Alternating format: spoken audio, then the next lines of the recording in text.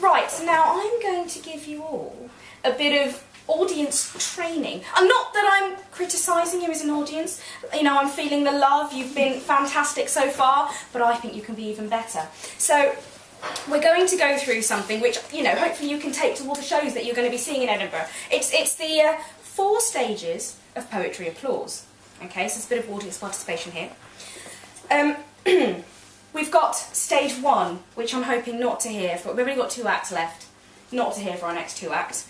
It's when someone's finished an act, you're not really sure quite what to make of it. It's the uncomfortable poetry cough. Could I have a stage 1, please, from everyone?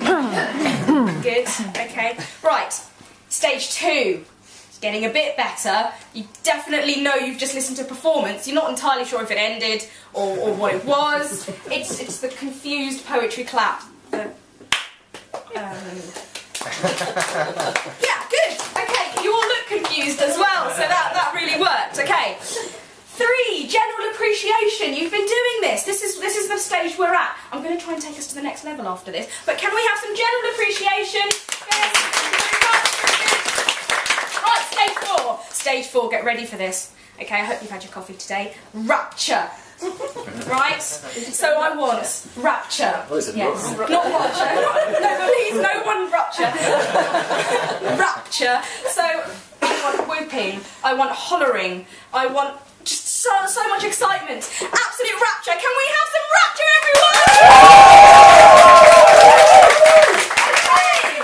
So for you to practice this new talent you've just learnt, stage 4 only, guys. Okay, we've got our next act coming up, Alex Tyler. Now I'm very excited about Alex. Alex is a fire dancer, a sword swallower, a knife juggler. Actually isn't any of those things. But I did find out earlier that you are actually a fire juggler. So it's partly true. It's partly true. He is, however, a very good poet. So can we have some rapture for Alex, please?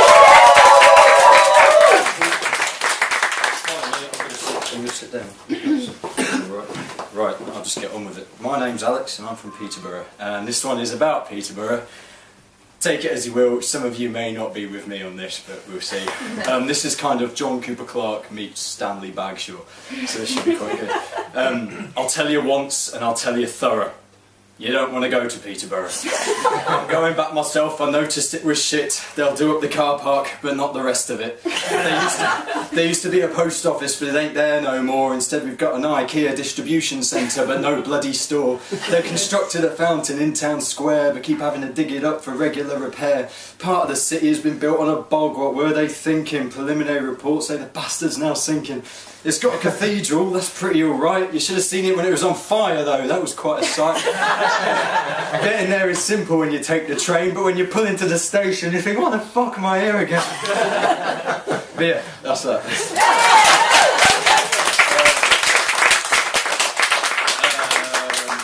Just to make it fair, this is the one I currently live in York, and this one's a brief one on York because I saw a sign advertising ghost walks. It's in the style of John Hegley because Ghost walks are being advertised, which seems quite presuming to me. What if they aren't dressed or are having their tea? Also, do they keep them caged or do they roam free? Do they provide room and board or just a nominal fee? Do the ghosts find it demeaning to be photographed with glee by secular tourists who are sceptical indeed? What if they aren't ghosts but travellers trapped in time, and rather than forming a rescue party we coo and form a line?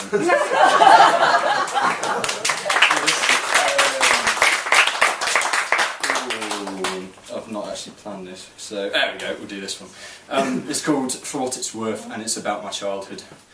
I remember when I was young, and though my view may be rose-tinted, I can recall when it was a different thing entirely to be minted. We had a playground currency of Trebor, soft mints and polos. Occasionally we'd deal in foreign cash, which were Chewits, Toffos and Rolos, on loan from generous parents who didn't ask for interest, save nicking the first one from the packet and leaving you to the rest. Exchange rates fluctuated. A Chewit was worth 2 polos at least, and if you were savvy you could amount a 2-frotting feast. But back in the classroom, sat wading through lessons, though our currency was worthless, there was no bloody depression.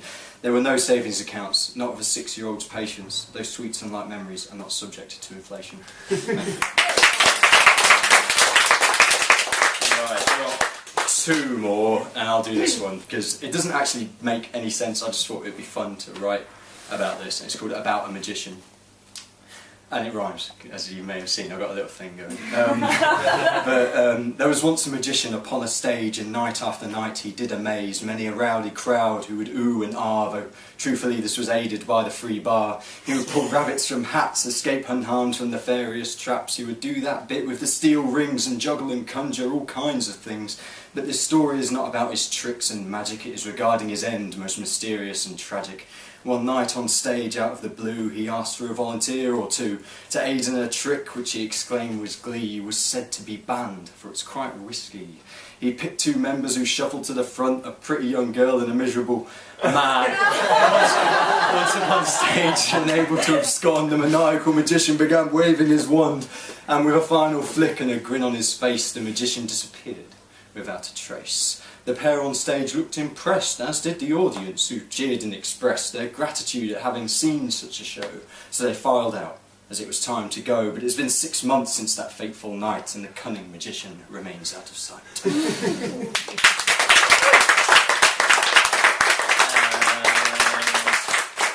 This will be my last one, I think, because it's probably about 6 minutes. I wrote this when I was... time for more if you want to do Really? Alright, after this I'll do one more. But right, because they're all quite short I suppose, but anyway. On student living, I wrote this when I was living in the diggiest of student digs in Wales, so here we go. I understand that my patriarchal request enforces the stereotype of white woman's labour, which is perpetuated by my tone as much as it is by my systemic adherence to masculine conceived ideologies. I understand that my Marxist request is a touching metaphor for the wider struggle against capitalist forces, whilst at the same time ironically mirroring the Stalinist purges. I understand that my cliché request fails to acknowledge your bohemian lifestyle and is crushing your oh so delicate vibe that appears to be as strong as the paper you write your words on. I understand that my conformist request breaches your anarchic beliefs and that furthermore I am proverbially choreographing a cleansing of what it is to be human. I understand, but will somebody please do the washing up?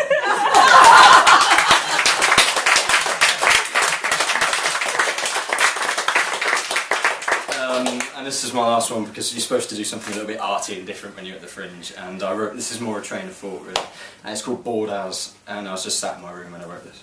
So, unopened bottle of whiskey on a poorly whitewashed fireplace. I suspect I'm keeping it thus, purely because of the colour.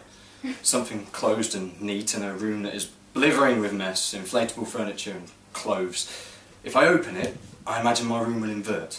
All the clutter will be rammed into that one little bottle and the room will be filled with booze. Maybe just a drunken me. The avatar of the drink. Religiously, I will allow the spirit into me so that I may enact its will. A strange will this be that involves amateur feng shui, probably nudity, juggling, both euphemistic and literary, parading about the house in genuine fake Ray-Ban sunglasses and now else, text messages that both elude and allude the senses, denial in various forms, more feng shui, and eventually sleep and poetry. The order is not fixed. I will leave the bottle closed because to break the little green paper seal would break my concentration, amongst other things. Where was I? I was right here, sitting on my bed, staring cat-like at a goldfish-coloured bottle. And maybe sometime... Shit.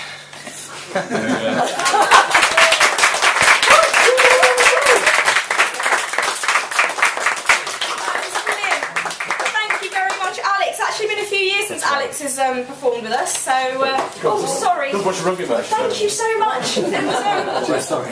come back from Saudi soon. Bye, James. Everyone, say bye to James. Bye. Thanks. And bye, Rugby Man.